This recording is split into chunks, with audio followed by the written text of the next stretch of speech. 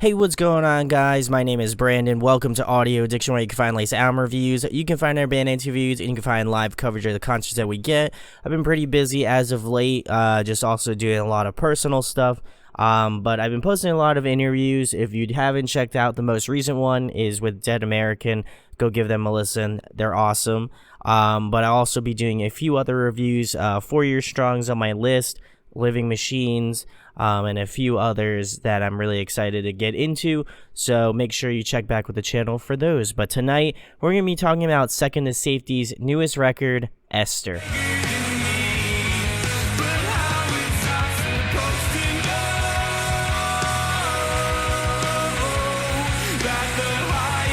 This is the first record that I had the opportunity to do some work on. The Second to Safety guys had reached out to me to help them do some of the social media aspects of the record, and so it was very cool. It's been an honor to do this with you guys, and thank you for believing in what I do enough to let me help you guys out with that. So fingers crossed to the people who watch this. Hopefully you'll give this a good share, and hopefully you'll go give the new record a ton of listens. I've had it for a very long time, and I wanted to make sure that my review was clear and concise and to the point. And so I'm going to go through each track, give you my thoughts and opinions on all of them, go through some pros and cons, and then finish it out with an overall rating. So the first track is called Signs of Life.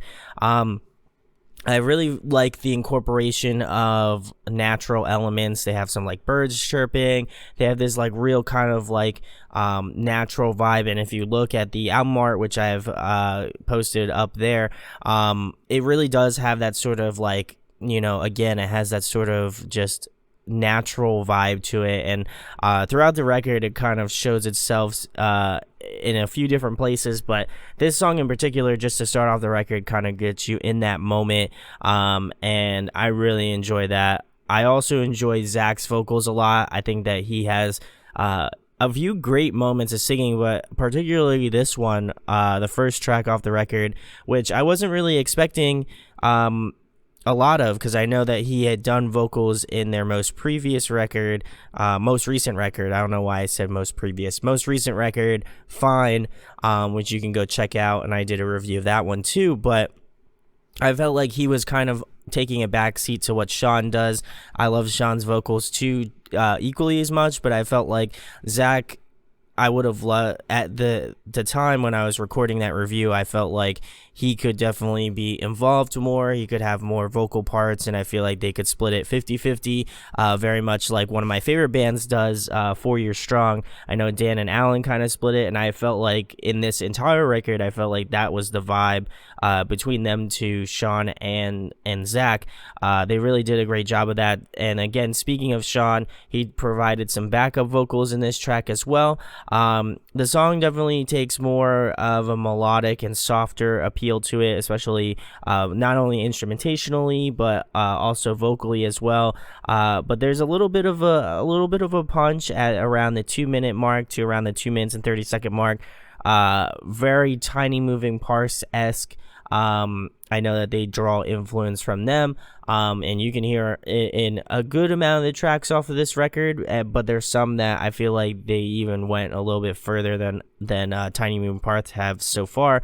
But overall, really enjoyed this one. I would say this is an overall, I felt like this one was a sleeper track for me. It was one that, again, starts off the record, so I was like, when I first listened to it, I was like, this is really good. I wonder if it's still going to have that same sort of feeling and just emotion behind it. And I definitely felt it going back and listening to it multiple times. So I would definitely say this was one of my favorites, and I enjoyed it a lot. So we're going to move into track number 2, which is Draw the Blinds. I love that guitar riff. I don't know whether or not Zach or Sean wrote it, but it's just super solid. And I also like that Sean gets his time to do his vocals as well. and he just has a unique tonality that I feel like counteracts what Zach does. Not in a bad way. I just feel like they really play off of each other in just such a nice and just opposite sort of way, where Zach has this real kind of like warmth and just like full sound, and Sean has this kind of like more like, I don't even know how to describe it. It's just a little bit more like punky, kind of like a little bit more interesting in terms of tonality. And so when they match up together, it just really works out super well. At least I believe so. And I love the chorus in this track. It has a really strong kind of emotional punch to it as well. And I think all of the elements of a great Second to Safety song come out in this track. It's catchy, it's fun, there's a little bit of punchiness to it, it has that real math rock feel to it. But the thing that stands out to me the most is the last minute of this track is my absolute favorite. And again, like I said, I've had the pleasure of listening to it for a very long time now, and this part gets me every time. I don't know why, but I just love the riffing, I love the drums, I love the bass from Josiah and Tyler, respectively. I think it just really, everything's just hitting on all cylinders on this track, and I really enjoyed this one a lot. So we're going to move into track number 3, which is Monocropus. I'm pretty sure I pronunciated that right. I could be very wrong, but I digress. But this one feels like the complete opposite of what Draw the Blinds was. It's very soft, it's very melodic. I feel like it almost kind of mirrors what Signs of Life did at the beginning of the record. And I like that Sean and Zach exchanged vocal lines throughout the song. It isn't just, one portion of the song just entirely Sean, and there's not one portion of the song that's entirely Zach. They really kind of trade off super well, and continuing that sort of mellow vibe throughout the record. It offers almost like a musical palate cleanser to the record thus far, until you get to the 3 minutes and 10-second mark to around the 4 minutes and 30-second mark. You will not expect this. I would assume that most of you have listened to Be Beautiful, but this is by far something, I feel like it's untapped territory for them, but it really, I don't know, there's just something about it that just hits, and it's more aggressive, and it feels more along the lines of like post-hardcore and even almost like hardcore kind of influences. I know that they kind of got delved into a little bit more of the heavier stuff as of recently, and I feel like in the writing and the riffing and just kind of the vibes of it, it feels a little bit more punchier, a little bit more aggressive than just post-hardcore. So definitely enjoyed that. Again, it's going to take a lot of people by surprise, but in probably the best way possible. If you like more of a bite to your music, then this is the track for you, especially towards the latter half. Maybe not the first half, but definitely after the 3-minute mark, you'll enjoy it. So we're going to move into track number 4, which is August 2004. I really love the solo moment between Sean and just his vocals and guitar. That was very nice until the verse kind of kicks in, and there's this really great groove that goes along with it. But overall, I think this track kind of shifts over time, and at first I didn't really understand it. It didn't really make any sense to me, but as I've listened to it, it really starts to make more sense. And as the song kind of evolves and progresses, there's just these new elements that are added in, which makes the song interesting for me to listen to, because I listen to these songs so much, and so the variety, the change, all that sort of stuff really plays into the effects of how much I could enjoy a record. And this one felt, not to say that it felt different every time I listened to it, but it's just the musical change, the vibes, the arrangement, just makes it evoke that sort of evolution of their music and their sound. I do dig the sort of ethereal bridge that they brought in. You can hear more of the post-hardcore sort of influence towards the latter half of the song. I would say about the last minute plus. And then the ending was super tight, which the groove just kind of continues throughout the entire track and just makes its way, and just kind of changes over time. It doesn't feel very stagnated. everything kind of flows super well, and it just has this really beautiful dynamic to it that I feel like a lot of people are going to be excited for. At least I'm excited for, and hopefully you guys will go give this track a listen. So we're going to move into track number 5, which is called Alone. The addition of piano is really awesome and just beautiful. I've always appreciated and loved the piano. I'm almost positive that Sean was doing the piano on this track. I could be mistaken, but I am pretty positive about that. But overall, I think the track really is divisive upon the instrumentation of the track. There's everything from like group vocals to marimbas, I'm pretty sure that's, or like xylophone, one of the two. It's one of those in that family, I know for sure. Bells. There's just a bunch of different like musical pieces that are added into this track that make it so unique. And I think that even if those things were stripped away from it and it was just Sean and the piano and a little bit of Zach in the vocal department, I think it still would have been great. But just with those additional layers, it really makes it a unique and interesting track to listen to from front to back. I always loved Sean's vocals, but I think that this one in particular, I think he shines the most. He has this real warmth to his vocal delivery, and there's just something about it that just gets me every time that I listen to this one. This one is an absolute sleeper on the record. I don't think a lot of people will be too focused on this one, but honestly I would give a lot of effort into this one because it was really just extensively good, and I was just so surprised at how well it works, being that a lot of the tracks kind of ride more of that post-hardcore sort of line, and this one feels very like happy, melodic, and it just feels a lot different than a lot of the songs off the record so far. And so I think they did a great job of switching it up and making it unique. So we're gonna move into track number 6, which is To Be Beautiful. This was the one and only single that they had released. We had talked about this a while ago, and we all felt like this one was the one to go with. I know that Sean and Zach did a lot of the deliberation on it, but this was one that I felt like a lot of us agreed to be the single, and I think they had that plan going in prior to me joining this. But I really love this track. And I'm not just saying that because I've been a part of this. I really feel like a lot of these songs I would have enjoyed. Even if they didn't message me and they just sent me this record like a few days ago, I would still be hella stoked about it.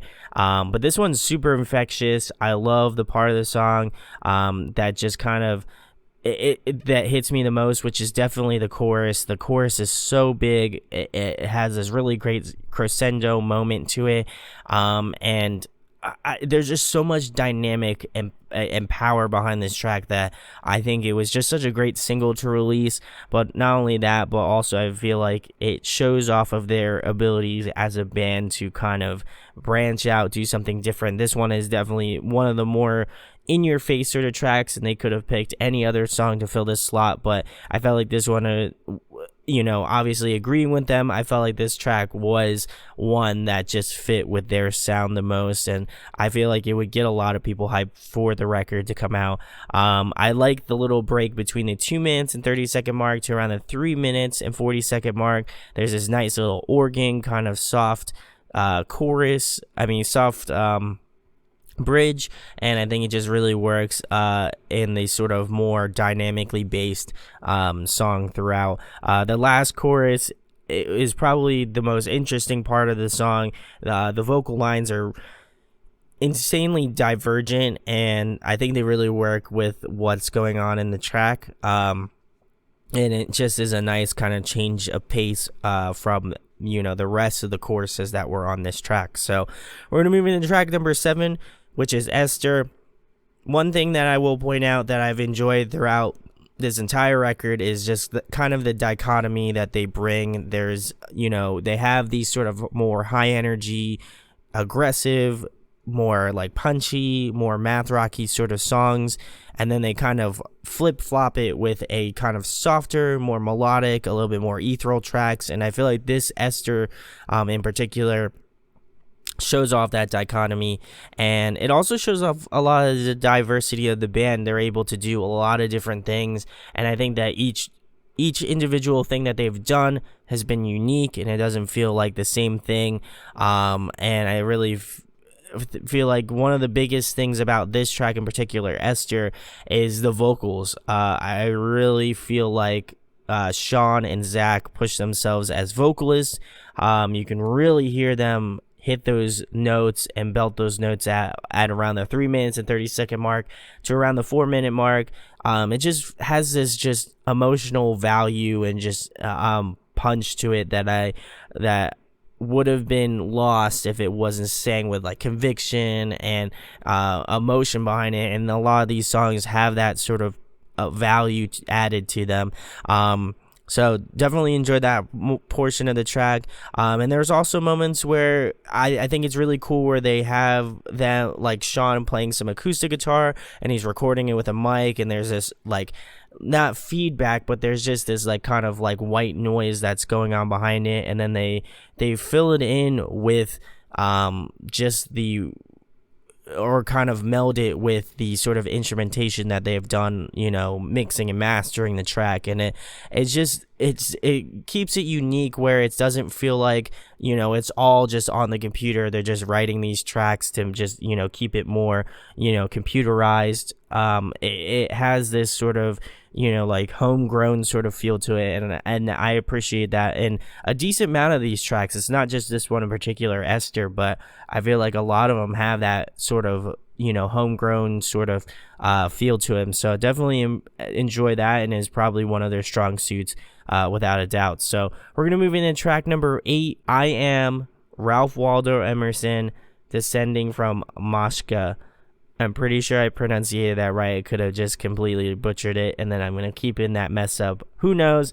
We'll find out. But this one is very interesting. Probably the most interesting track off the record. I would say Alone feels very normal in comparison to this one.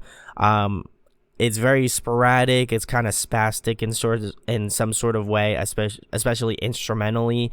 There's this just kind of like delay and feedback and just interesting things going on, to say the least. And then about halfway through the song, it becomes an a cappella song, which I think is very cool, and I think it's just a unique way to close out this song. But it's just wild to me just how diverse their thing is, and the way that they're able to kind of incorporate some more like feedback and sort of just like this real, I don't even know how to explain it. It's a track that I feel like you have to listen to in order to get the full, vibes and feelings of the track. But this one was different, way different than I was ever expecting. And when I first listened to it, I was like, I don't know if I'm going to like this or not. I'm still kind of on the fence about it. It's not bad, especially once it gets into that, like, the vocal trade-offs with the acapella. That was awesome. Just that first half is a little interesting. I wouldn't say it's rough particularly, because it's not just something that's unlistenable, but it is very jarring in comparison to a lot of the other songs off of this record. So we're going to move into the last track, the biggest track of them all, track number 9, Copperhead.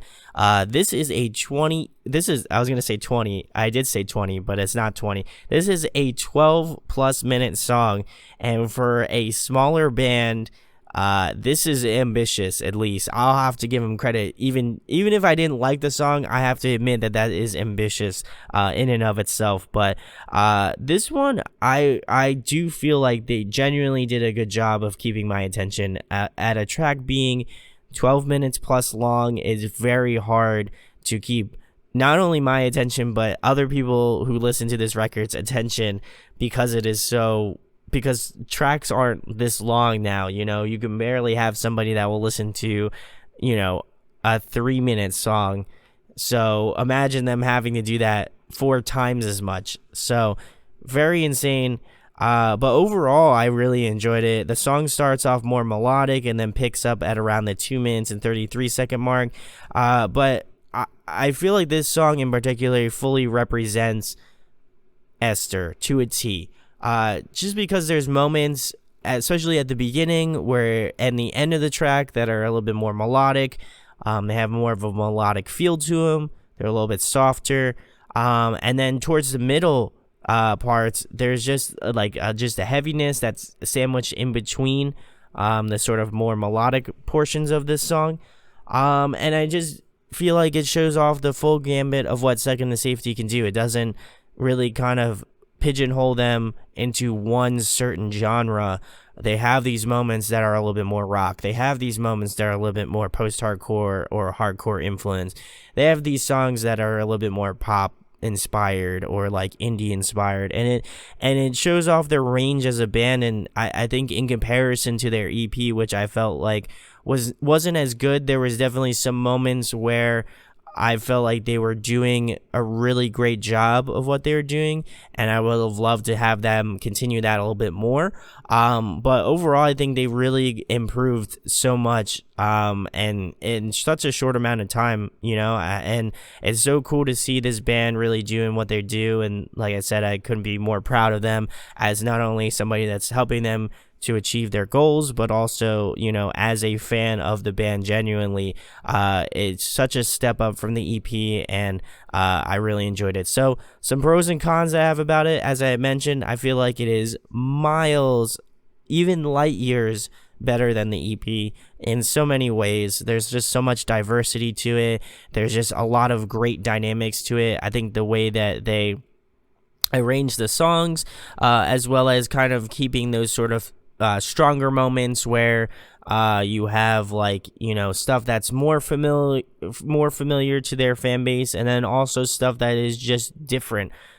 Songs like Alone, songs like I Am Ralph Waldo Emerson. Those are songs that stand out to me. Monochopis. I feel like those songs feel very much out of the box from what they do. But overall, I think it's still kind of in the same family of what Second to Safety does. And I think overall, this is from a powerful record from front to back. There really are a lot of great tunes on this record. Some that I had mentioned that are my favorites, but it just really is representative of what they do. And I felt like the EP really kind of lacked that. And so I'm glad that they were able to bring the full gambit of what Second to Safety can do. I will say the only con that I have about it is that I would say some of the songs need to be kind of split up a little bit more. I do feel like, as much as I enjoyed Copperhead, it would have been better off if maybe they had like one portion of the song be like an intro, and then kind of split up the song a little bit to make it more interesting. Obviously, it wouldn't be a 12-minute epilogue, but regardless, I think it would fit better in the whole scheme of things. And plus, songs being a little bit longer than your typical song, being 3 to 4 minutes long, but overall, great record from a smaller kind of localish band to me.